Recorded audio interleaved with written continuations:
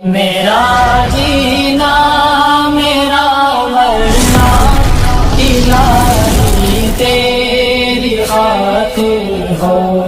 بسم الله الرحمن الرحيم والصلاة والسلام على سيد الأنبياء خاتم الأنبياء والمرسلين وعلى آله وأصحابه وأزواجه وذرياته وأهل بيته أجمعين أما بعد.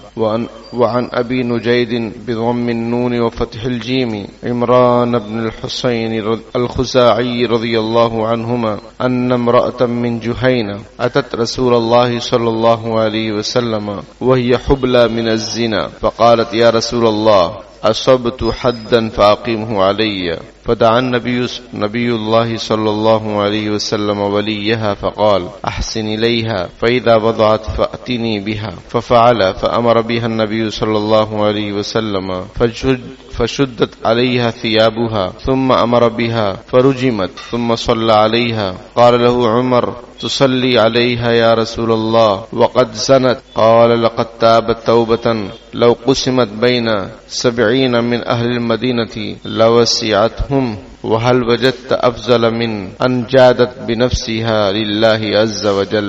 بات چل رہی ہے توبہ کے بارے میں. علامہ نووی رحمۃ اللہ علیہ نے باب التوبہ کا باب باندھا ہے.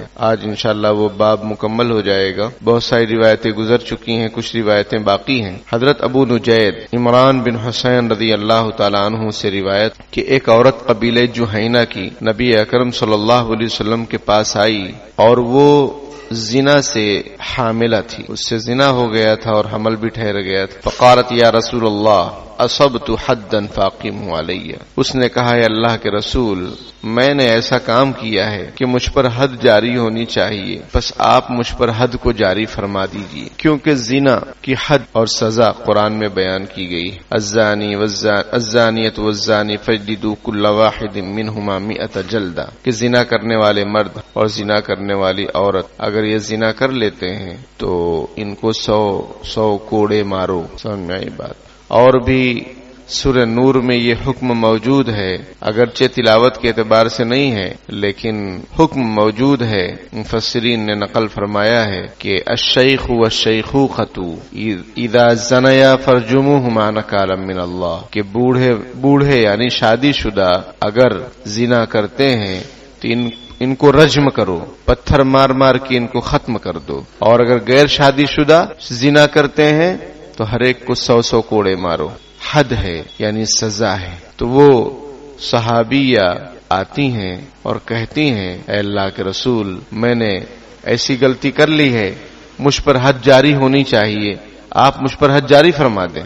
یہ صحابہ کرام کا ایمان کہ ان کو دنیا میں لوگ کیا کہیں گے اس کی فکر نہیں ہے, اللہ کے یہاں کوئی کمی نہ ہو, اللہ کے یہاں معافی مل جائے اس کی فکر ہے. کہتا ہے شاعر کہ لوگ ہمیں سمجھیں محروم وقار و تمکین, پر وہ نہ سمجھیں کہ میری بزم کے قابل نہ رہا, پر وہ نہ سمجھیں میری بزم کے قابل نہ رہا. یعنی اللہ کے یہاں ہم راندے درگاہ نہ ہوں, دنیا میں کوئی کچھ بھی کہتا رہے, لیکن اللہ کے یہاں ہماری عزت بنی رہے, اس کی ہمیں فکر کرنی چاہیے.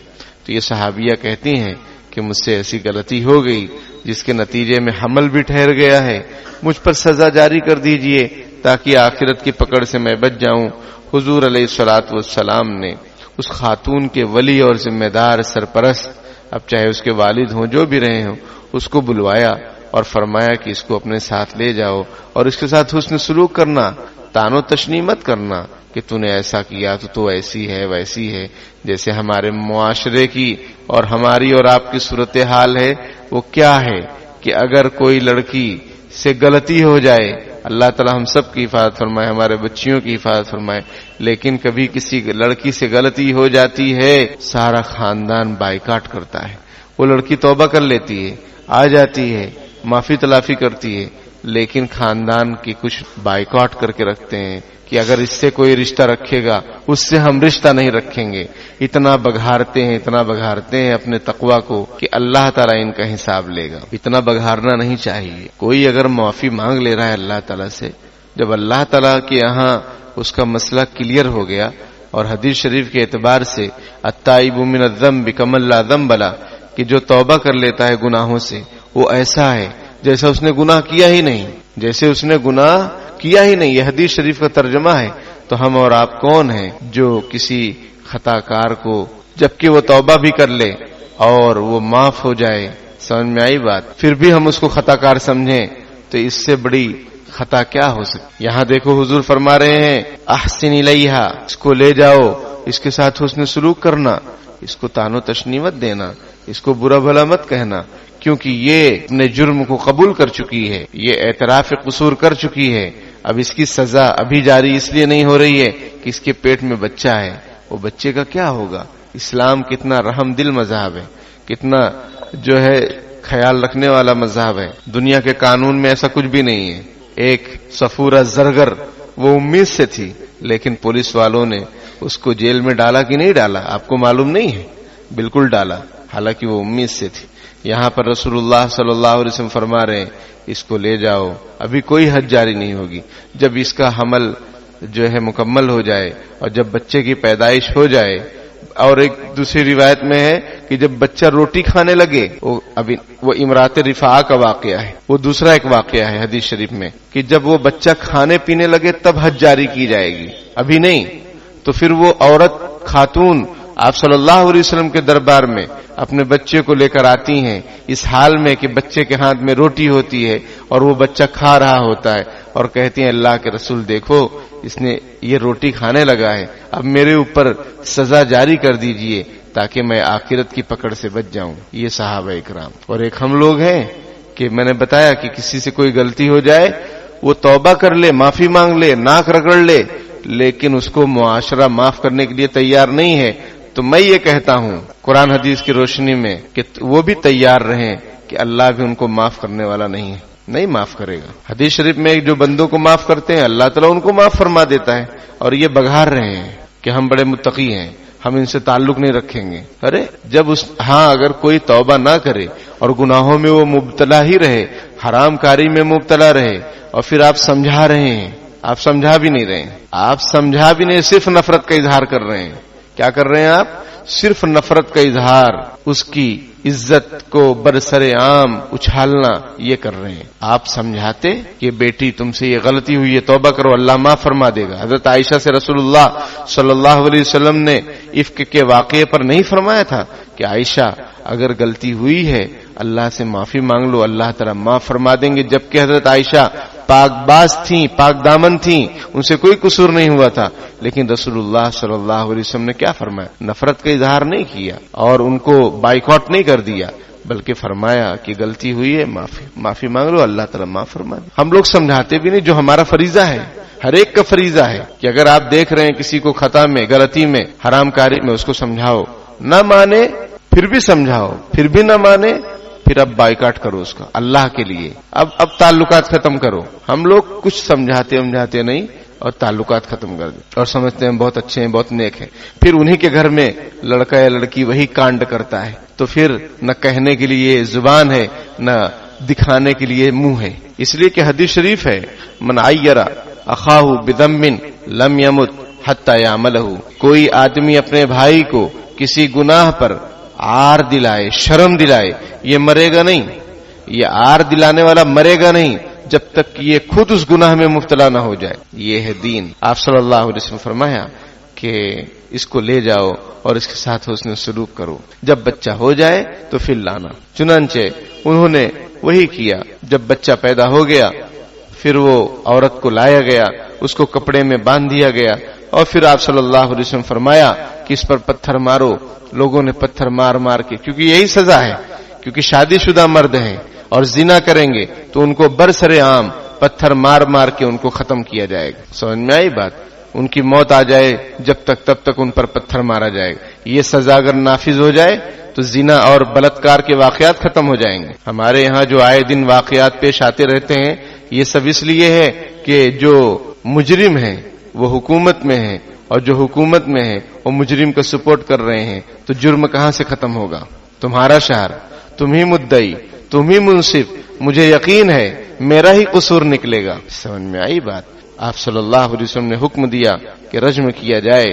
پھر رسول اللہ صلی اللہ علیہ وسلم نے اس خاتون کی نماز جنازہ پڑھانے لگے تو حضرت عمر نے کہا تصلی علیہ یا رسول اللہ وقد زنت, کہ اے اللہ کے رسول آپ اس خاتون کی نماز جنازہ پڑھ رہے ہیں جس نے زنا کیا ہے. قال لقد تابت توبة لو قسمت بین 70 من اہل المدینہ لوسعتهم. حضور علیہ الصلوۃ والسلام نے فرمایا کہ اس خاتون نے ایسی توبہ کی ہے کہ اگر مدینے کے 70 لوگوں پر اس کی توبہ تقسیم کر دی جائے سب کے لیے کافی ہو جائے. کیونکہ پھر آگے فرما رہے ہیں وَهَلْ وَجَدْتَ أَفْضَلَ مِنْ أَنْ جَادَتْ بِنَفْسِهَا لِلَّهِ عَزَّ وَجَلَّ. اور اے عمر کیا تم اس سے افضل کسی کو پاؤ گے جس نے اللہ کے لیے اپنی جان دے دی, اللہ کے لیے, اللہ کے حکم کے لیے اپنی جان کو اس نے قربان کر دیا. حالانکہ بھی چھوٹا بچہ پیدا ہوا ہے, ماں کو کتنی محبت ہوتی ہے اپنے لال سے, اپنے مننے سے, اپنی بچے سے اور بچی سے, لیکن سب کو تہتے, سب کو چھوڑ چھاڑ کر اللہ کے لیے وہ قربان ہو گئی, کیونکہ اس سے غلطی ہوئی تھی. اس کی سزا یہی ہے, جب سزا یہی ہے اس نے اپنے آپ کو اللہ کے لیے قربان کر دیا. حضور فرما رہے ہیں کہ اس سے افضل کوئی ہو سکتی ہے جس نے اللہ کے لیے اپنی جان کو قربان کر دیا. آپ صلی اللہ علیہ وسلم نے نماز جنازہ اس خاتون کی پڑھی. توبہ کا بیان چل رہا ہے. توبہ کی ایک قسم یہ بھی ہوتی ہے, ایک شکل یہ بھی ہے. ایک تو ہے کہ اللہ سے توبہ کر لیے, لیکن کوئی جرم ہو گیا, اس کی جو سزا ہے وہ سزا ملے گی تب توبہ کمپلیٹ ہوگی. صرف تسبیح پڑھنے سے وہ سزا معاف نہیں ہوگی. کسی نے چوری کر لی, اب وہ تہجد پڑھ رہا ہے, نماز پڑھ رہا ہے, اسلامی حکومت ہوگی, اس کے ہاتھ کاٹے جائیں گے, تبھی اس کی توبہ قبول ہوگی. تسبیح پڑھنے سے توبہ قبول, اور اسلامی حکومت نہیں ہے. کسی آدمی نے کوئی خطا کر لیا, گناہ کر لیا, اب وہ سچے دل سے توبہ کرے. کسی کے زمین جائیداد دبا لی, چوری کر لیا, اس کو واپس لوٹائے, معافی تلافی کرے, تب جا کے توبہ معاف, تب جا کے توبہ قبول ہوتی ہے, گناہ معاف ہوتے ہیں. وعن ابن عباس رضی اللہ عنہما ان رسول اللہ صلی اللہ علیہ وسلم قال لو ان لابن آدم وادیا من ذهب احب ان يكون له واديان ولن يملأ فاه الا التراب ويتوب الله على من تاب. متفق علیہ. حضرت ابن عباس رضی اللہ تعالیٰ عنہما سے روایت ہے کہ رسول اللہ صلی اللہ علیہ وسلم نے ارشاد فرمایا کہ اگر ابن آدم کی سونے کی ایک وادی ہو, ابن آدم کی کسی انسان کی سونے کی ایک وادی ہو. وادی کسے کہتے ہیں؟ پہاڑوں کے بیچ میں جو جگہ ہوتی ہے چلنے پھرنے کی, آنے جانے کی, گلیارہ جو ہوتا ہے اس کو وادی کہتے ہیں. سمجھ میں آئی بات؟ یا جانوروں کی چرنے کی جو جگہ ہوتی ہے اس کو وادی کہتے ہیں. تو حضور علیہ الصلوۃ والسلام فرماتے ہیں کہ اگر انسان کی ایک سونے کی وادی ہو, یہ چاہے گا احب ان یکون له وادیان, یہ چاہے گا 2 وادی ہو جائے, اس کی چاہت رہے گی. ولن یملأ فاہ الا التراب, اس کا منہ نہیں بھرے گی سوائے مٹی, مٹی ہی اس کا منہ بھرے گی. جب یہ انتقال ہوگا مٹی میں مل جائے گا, اور پھر اس کا جسم خاک کا جسم ہے, خاک میں مل جائے گا, تو پھر اس کا پیٹ بھرے گا اور منہ بھرے گا. اس سے پہلے اس کا منہ بھرنے والا نہیں. وَيَتُوبُ اللَّهُ عَلَى مَن تَابَ, اور اللہ تعالیٰ ہر اس شخص کی توبہ قبول کر لیتا ہے جو معافی مانگے اور توبہ قبول کرے. جو توبہ کرے اپنے گناہوں سے, اللہ پاک اس کی توبہ قبول کر لیتے ہیں. حضرت مولانا قاری امیر حسن صاحب رحمۃ اللہ علیہ, یہ حضرت مولانا شیخ زکریا رحمۃ اللہ علیہ کے خلفاء میں سے ہیں, یا حضرت مولانا ابرار الحق صاحب ہردوئی رحمۃ اللہ علیہ کے خلفاء میں سے ہیں, کسی ایک کے خلیفہ ہیں. ان سے ایک صاحب نے کہا کہ حضرت میرا ایک ہوٹل ممبئی میں ہے, تو میں دوسرا ہوٹل یہاں پونے میں کھولنا چاہتا ہوں. حضرت نے فرمایا کہ جو آپ کا رزق ہے وہ اللہ تعالیٰ آپ کو بمبئی میں عطا فرما رہا ہے. اب آپ پونے میں جو ہوٹل کھولیں گے وہ اپنی محنت بڑھائیں گے, مشقت بڑھائیں گے, اور کچھ نہیں. لو ان لابن آدم وادیا من ذهب احب ان يكون له وادیان, ابن آدم کی ایک سونے کی وادی ہوگی, یہ چاہے گا کہ دوسری ہو جائے, دوسری ہوگی تیسری چاہے گا, چاہت بڑھتی رہے گی. سمجھ میں آئی بات؟ تو حضرت نے یہ جواب دیا کہ آپ کا رزق جو ہے وہ تو اللہ تعالیٰ آپ کو دے رہے ہیں. ہاں پونے میں کھولیں گے آپ کی محنت بڑھے گی, محنت بڑھے گی, مشقت میں اپنے آپ کو ڈالو گے, آنا جانا اپ ڈاؤن کرو گے. سمجھ میں آئی بات؟ یا پھر وہیں رہو گے, آؤ گے, تو محنت بڑھے گی, رزق تو آئے گا. پیسہ جب کماؤ گے تو دنیا میں چیزوں کا اثر اللہ نے رکھا ہے. آگ ہے تو اس میں اللہ نے تاثیر رکھی ہے کہ وہ جلائے گی. اب کوئی کہے کہ نہیں جلائے گی, ہاں اللہ چاہے تو نہ جلائے. حضرت ابراہیم علیہ السلام کو آگ نے نہیں جلایا, لیکن اللہ نے آگ کو بنایا ہے جلانے کے لیے, چھری کو بنایا ہے کاٹنے کے لیے. لیکن اللہ کا حکم ہو, اگر اللہ چاہے تو نہیں بھی کاٹ سکتی ہے, جیسے حضرت ابراہیم علیہ السلام کی چھری نہیں چل سکی. لیکن تاثیر باہر اللہ پاک نے رکھی ہے. محنت کوئی کرے گا تو ترقی تو ہوگی, لیکن خود کی اس میں خود اپنے آپ کو مشقت میں ڈالنا ہوگا کہ اللہ پاک نے رزق کا انتظام کیا ہے. کوئی آدمی چاہ رہا نہیں ناگپور میں بھی ہونا چاہیے, وہاں بھی ہونا چاہیے, یہاں بھی کرو, اور پھر محنت کرو۔ اس لیے آدمی کو چاہیے کہ اللہ پاک نے جو اس کو عطا فرمایا ہے اس پر قناعت اختیار کرے اور اس پر محنت کرے، خلوص دل سے، سچے دل سے، اور تجارت کے اصول جو ضابطے ہیں اس پر عمل کرے۔ دکانوں کو جلدی کھولنے کا اہتمام کرے، جلدی بند کرنے کا اہتمام کرے، اور نمازوں کا اہتمام کرے۔ یہ نہیں کہ 12 بجے 2 بجے جو ہے صبح ہو رہی ہے اور رات میں 12 بجے دکان بند کر رہے ہیں، نہ گھر والوں کی تربیت کی فکر، نہ بچوں کی تعلیم کی فکر، اور نہ نماز کی فکر، نہ اپنی صحت کی فکر، نہ کھانے پینے کی فکر۔ یہ کیا زندگانی ہے؟ وعن ابی ہریرہ رضی اللہ عنہ ان رسول اللہ صلی اللہ علیہ وسلم قال يضحك الله سبحانه وتعالى الى رجلين يقتل احدهما الاخر يدخلان الجنة يقاتل هذا في سبيل الله فيقتل ثم يتوب الله على القاتل فيسلم فيستشهد متفق علیہ۔ ابو ہریرہ رضی اللہ تعالیٰ عنہ سے روایت ہے کہ نبی اکرم صلی اللہ علیہ وسلم نے ارشاد فرمایا کہ اللہ سبحانہ و تعالی 2 لوگوں کو دیکھ کر مسکرائیں گے، ہنسیں گے۔ وہ کون سے 2 لوگ ہیں؟ ان میں سے ایک دوسرے کو قتل کرتا ہے اور دونوں جنت میں جائیں گے۔ یقاتل ھذا فی سبیل اللہ فیقتل، ایک آدمی اللہ کے راستے میں لڑتا ہے اور شہید ہو جاتا ہے تو یہ جنت میں جائے گا۔ ثم یتوب اللہ علی القاتل فیسلم فیستشہد، پھر جس نے قتل کیا تھا اللہ نے اس پر مہربانی فرمائی، وہ ایمان لایا اور وہ بھی اللہ کے راستے میں شہید ہو گیا تو یہ بھی جنت میں جائے گا۔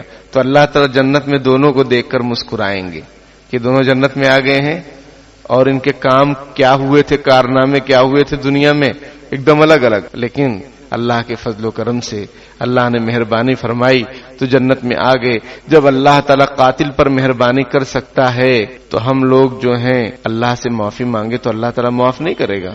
تو ہمیں اور آپ کو چاہیے کہ اللہ تعالیٰ سے توبہ استغفار کرتے رہنا چاہیے۔